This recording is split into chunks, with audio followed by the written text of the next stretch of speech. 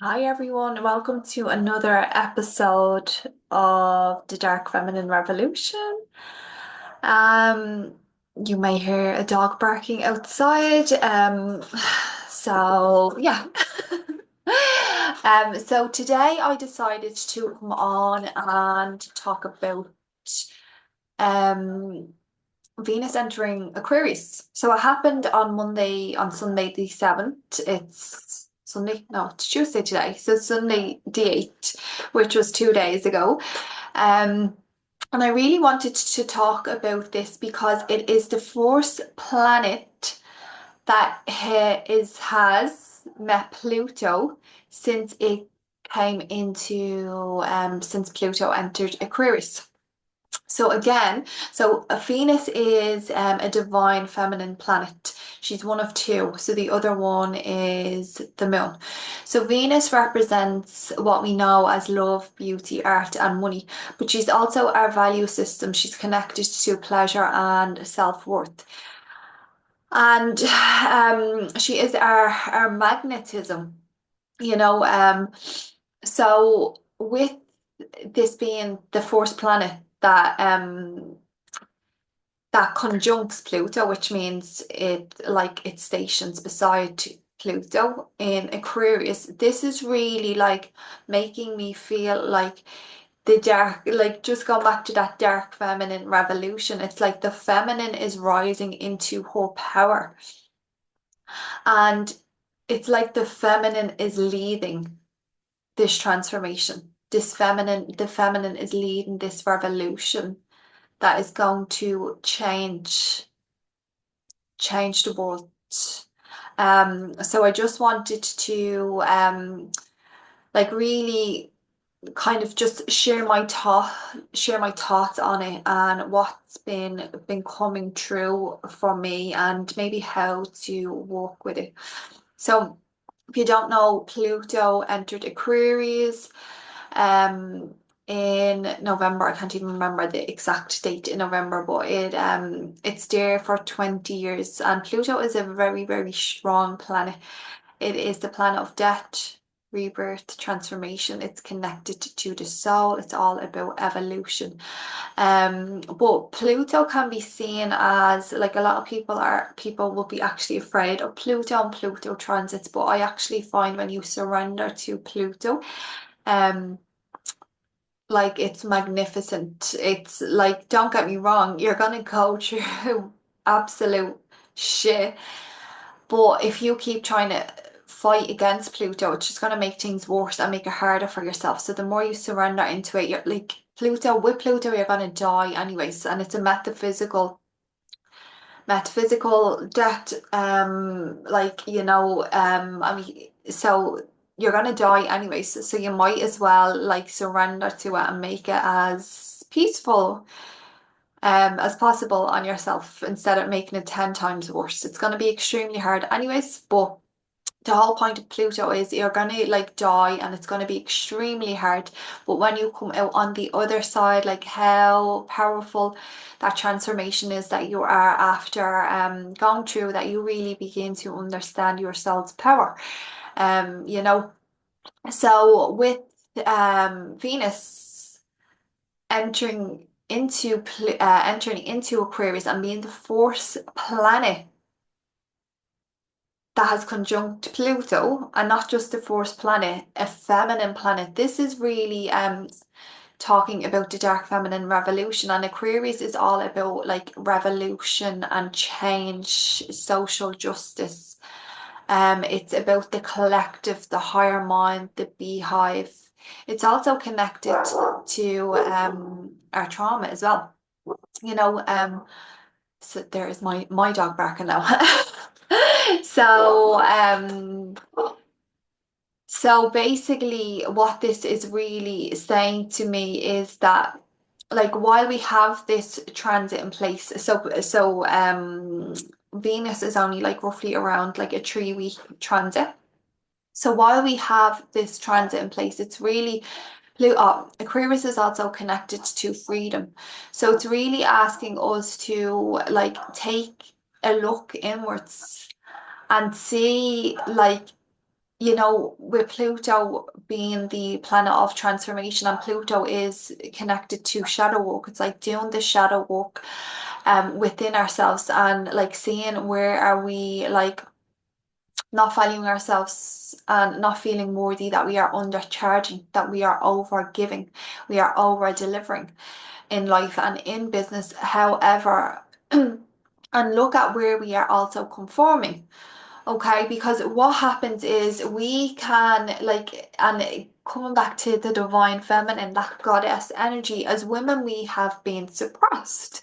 And we've been taught not to be in our bigness, not to be in our goddess energy. Women should be seen, not heard. In regards to so what that does is, even if you don't recognize that, like there is some subconscious patterns, like there be within you, and there be also ancestral beliefs and society's beliefs that will be in you, that is like making you suppress yourself.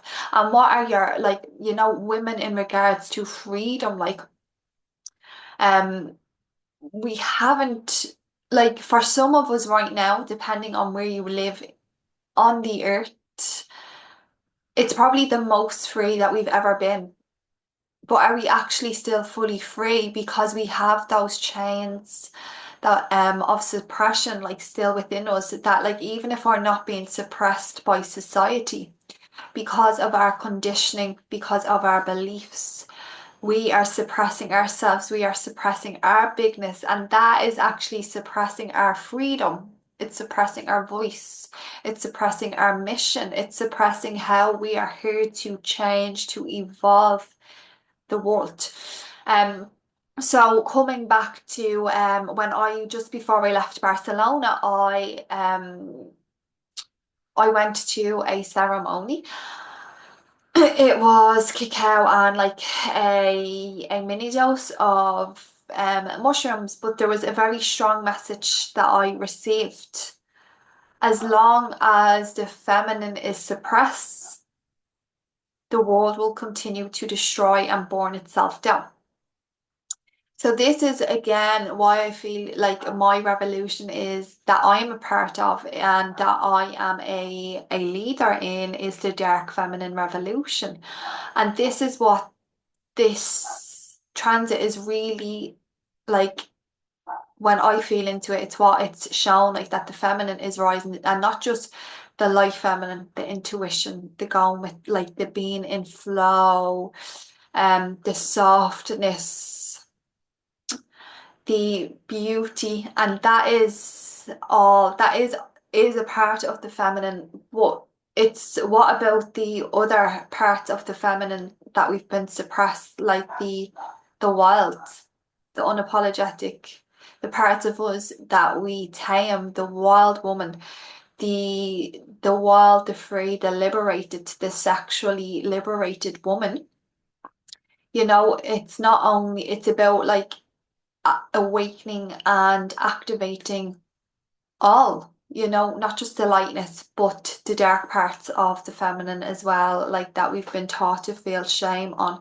So this is why it's really important for us to, as this transit is happening, is to do the shadow work on like what are we suppressing, what parts of our femininity are we suppressing, what parts of our like true nature, like that wild, that raw, that primal nature are we actually suppressing? Because if we suppress parts of ourselves, we're not actually being authentic, and we are dimming ourselves down. And this is where it's also where I'm finding like this connection to Mars retrograde in Leo. So Aquarius is about like groups, community of people who have similar valued and shared views of like the world, the vision of like the future. Um, but as I said, Aquarius is groups, and we can find ourselves conforming to groups. So hiding away, so suppressing that wild part of ourselves, like, like in order for us to fit in, that we start conforming um, to what everybody else wants of us or expects of us, or what everyone else is doing, just so we're not seen like as we're taking up too much space, because that would be wrong as a woman. We're not supposed to be period, we're only supposed to be seen, but like just like part like little bits, you know? So we have Mars retrograde beginning in Leo. It does move into Cancer eventually, but and also that is a feminine, the second feminine planet.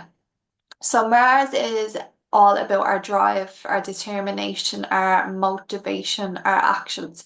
Mars is also connected to the divine masculine.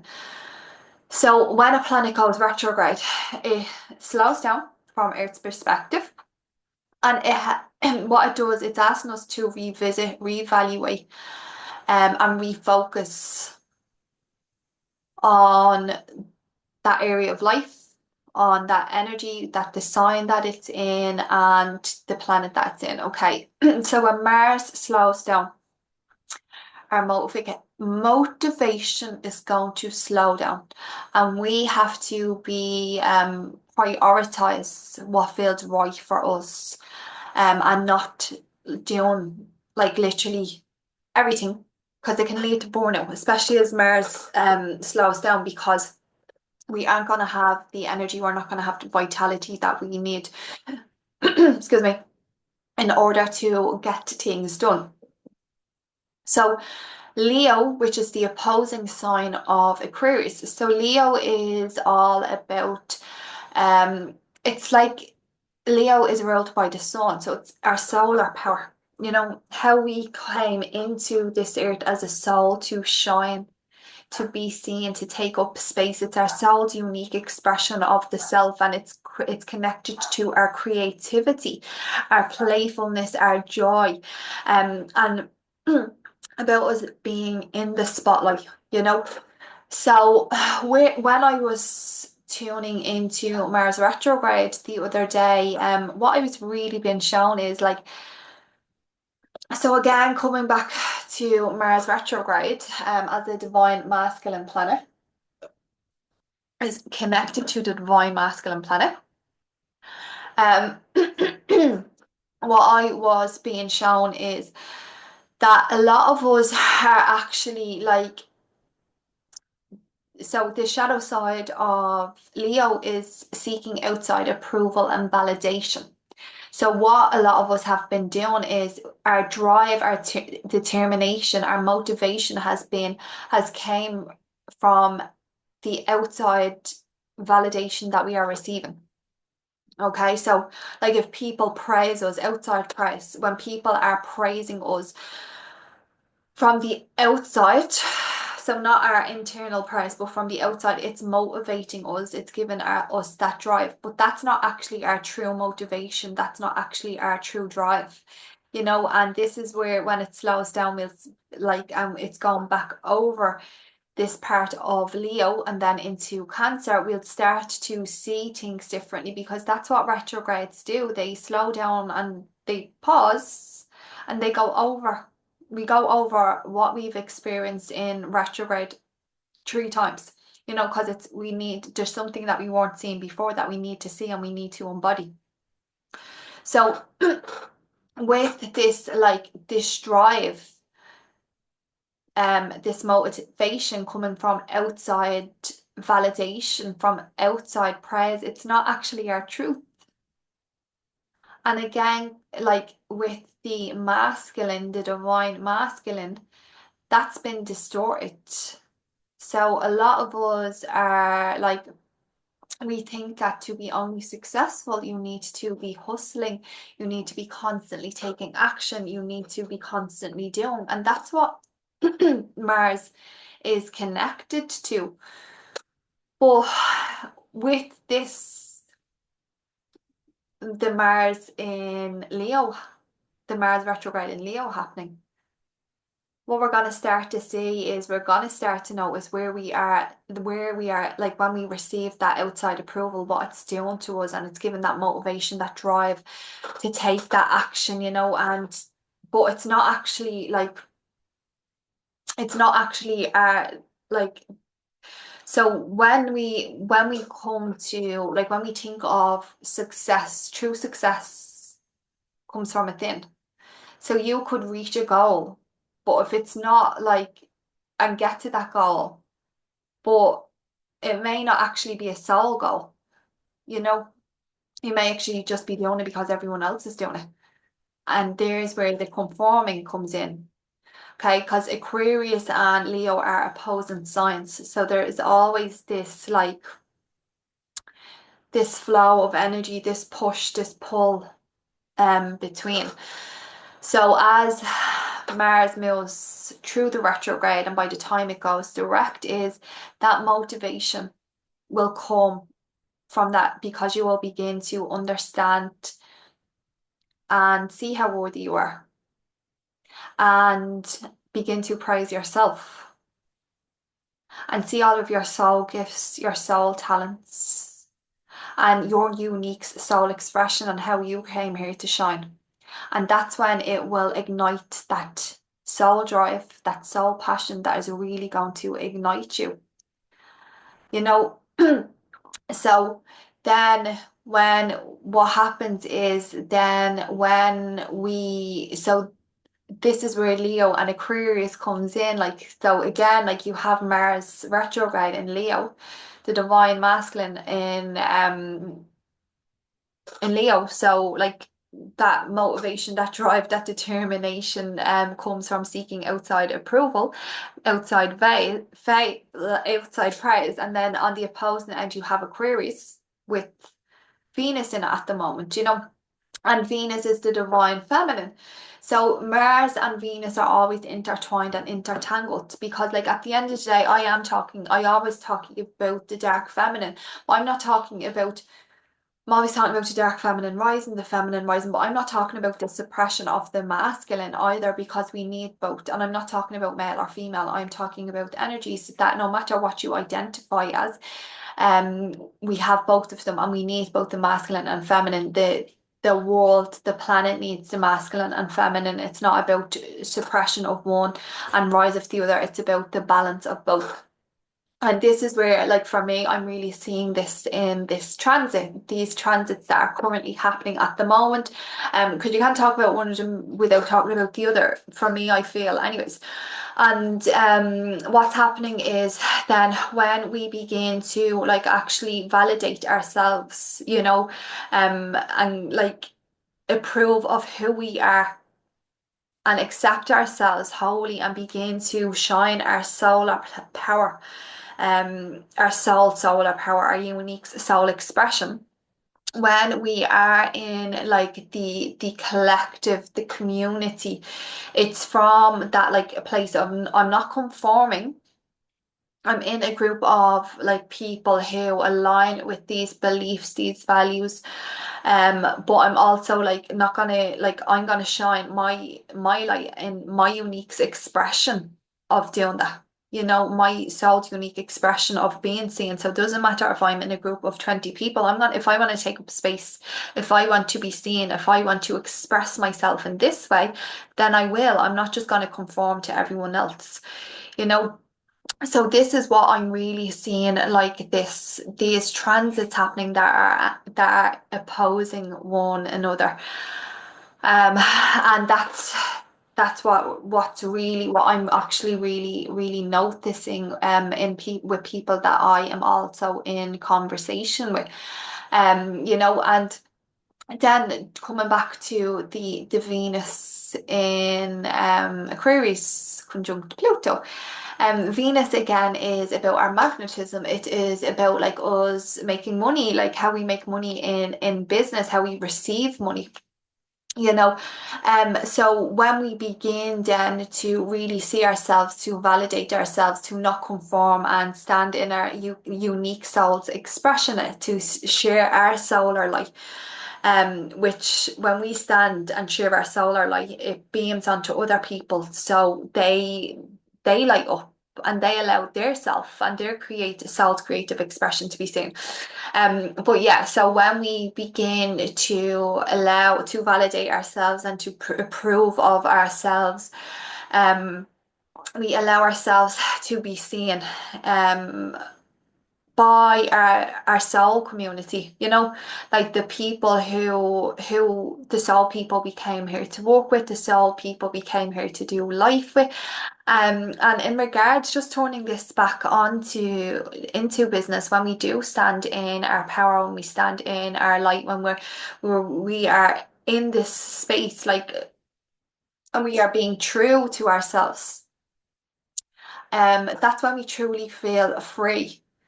Um, and that's when we become like really, really magnetic to our soul people, to our soul clients. And this is where we begin to, like, when we begin to actually, like, see our true value, our true worth. And when we truly value ourselves and when we feel worthy, this is when we can, like, really connect to that higher vision within business, within ourselves, and we know that we can do it. We trust that we can do it, and we feel worthy of it, because Aquarius is also connected to the higher self. So it's a higher octave of Mercury, which is the mind. Aquarius is like the beehive, it's the higher self, it's consciousness.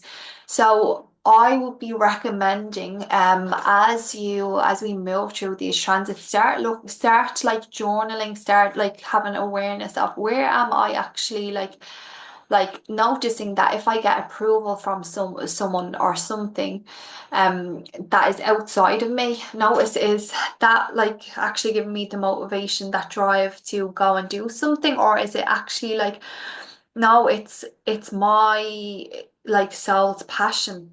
It's my creativity that it's actually like making me feel that I want to move forward, that I want to take action with.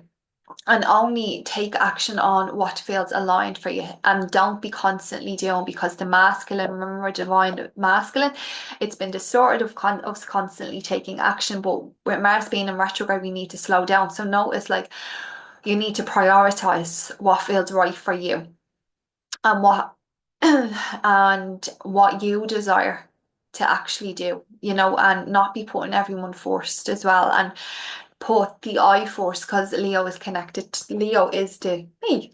And with the Aquarius, the Venus in Aquarius, like by the time we finish it, and if we do the inner work, it is this transformational process, because remember, it's connected to Pluto.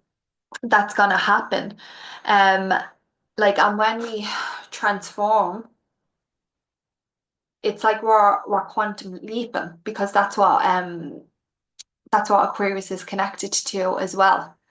And this is where, like, again, when we transform, when we quantum leap, and when we step forward onto our next path, um, like, we really, in regards to, like, we really begin to attract, like, people who are more aligned to us, people who see our value, people who feel like, who know our worth, you know.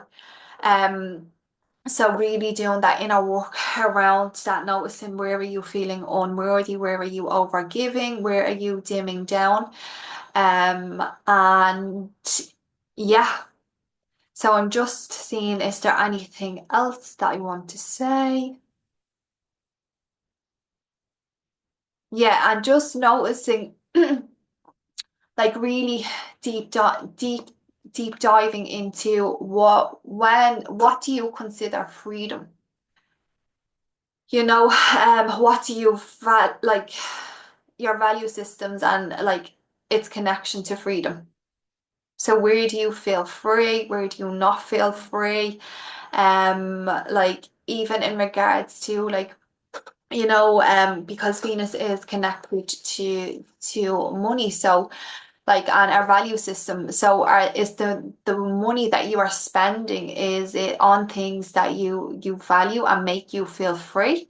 Or like, and even in regards to like your offers and stuff like that. Are your offers, your creative offers, Venus is connected to creativity, are your creative offers making you feel free, or are you just conforming?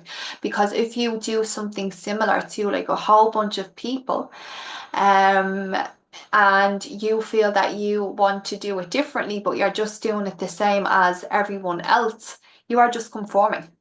So it's about like tapping into that unique creativity that exists within yourself, because Aquarius is connected to uniqueness and Venus is creativity, you know? So yeah, that is, I feel like I'm finished up on that. So just if this is something that you are desiring to go deeper with, I'm gonna put a link down in the show notes, because in the new year I'm gonna be creating a like an astrology group. It's gonna be called Cosmic Bodies. And it's really supporting business owners to connect to the transits, the moving planets to support you in connecting with the cosmic flow and divine alignment within your business. And I've also a workshop, Sexual Alchemy, that I'm holding next Friday the 20th. And it's all about like how to learning you how to channel and utilize your sexual energy to connect to your soul creations and your soul content. And it's so much fun. I actually can't wait to hold this workshop. It's such a unique creative expression of my soul and how I'm here to support the collective. And it is about the energetics. So if you're feeling curious in regards to like sacred sexuality and to even this workshop, it's about the energetics. So yeah, it's not going to overwhelm you or anything, but it's going to show you how powerful your sexual energy is and how to utilize and channel that into your creations, your soul creations. So I hope you enjoyed this transmission. And if you have any takeaways, I would love to know. And again, if you haven't already liked this podcast, I would love for you to give it a rating if you felt called to. So thank you so much, everyone.